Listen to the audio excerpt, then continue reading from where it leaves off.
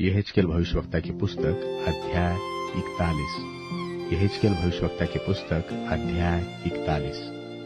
फिर वह मुझे मंदिर के पास ले गया और उसके दोनों ओर के खंभों को मापकर 6-6 हाथ चौड़े पाया। यह तो तंबू की चौड़ाई थी और द्वार की चौड़ाई 10 हाथ की थी और द्वार की दोनों अलंगे 5-5 हाथ की थी। और उसने मंदिर की लंबाई मापकर 40 हाथ की और उसकी चौड़ाई 20 हाथ की पाई। तब उसने भीतर जाकर द्वार के खंभों को मापा और 2-2 हाथ का पाया और द्वार 6 हाथ का था और द्वार की चौड़ाई 7 हाथ की थी। तब उसने भीतर के भवन की लंबाई और चौड़ाई मंदिर के सामने मापकर 20-20 हाथ की पाई। और उसने मुझसे कहा, यह तो परम पवित्र स्थान है। फिर उसने भवन की भीत को मापकर 6 हाथ की पाया और भवन के पास 4-4 हाथ चौड़ी बाहरी कोठरियां थी और ये बाहरी कोठरियां 3 महली थी और एक-एक महल में 30-30 कोठरियां थी। भवन के आसपास की भीत इसलिए थी कि बाहरी कोठरियां उसके सहारे में हो और उसी में कोठरियों की कड़ियां बैठाई हुई थी और भवन की भीत के सहारे में थी।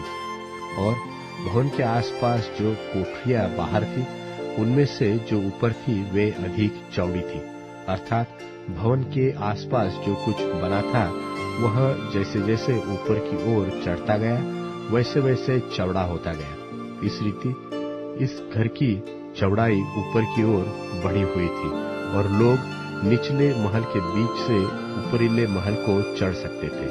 फिर मैंने भवन के आसपास ऊंची भूमि देखी और बाहरी कोठरियों की ऊंचाई जोड़ तक 6 हाथ के बास की थी। बाहरी कोठरियों के लिए जो भीत थी वह 5 हाथ मोटी थी और जो स्थान खाली रह गया था वह भवन की बाहरी कोठरियों का स्थान था।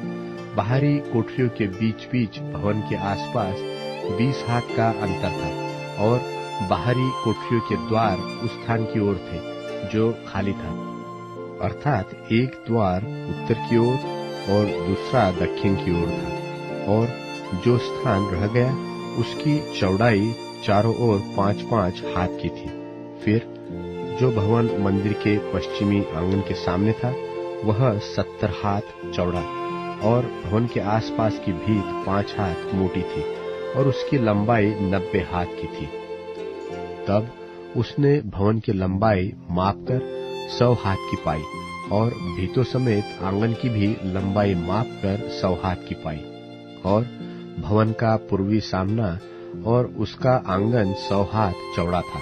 फिर उसने पीछे के आंगन के सामने की भीत की लंबाई जिसके दोनों ओर छज्जे थे मापकर 100 हाथ की पाई और भीतरी भवन और आंगन के ओसारों को भी मापा।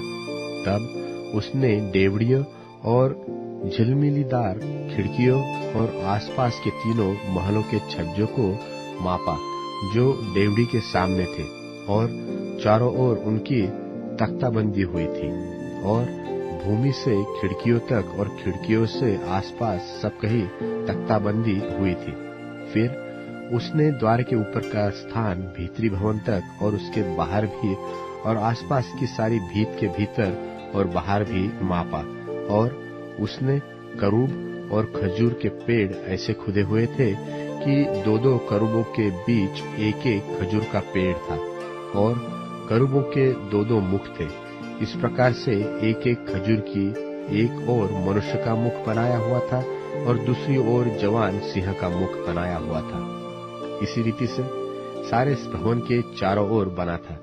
भूमि से लेकर द्वार के ऊपर तक करूब और खजूर के पेड़ खुदे हुए थे।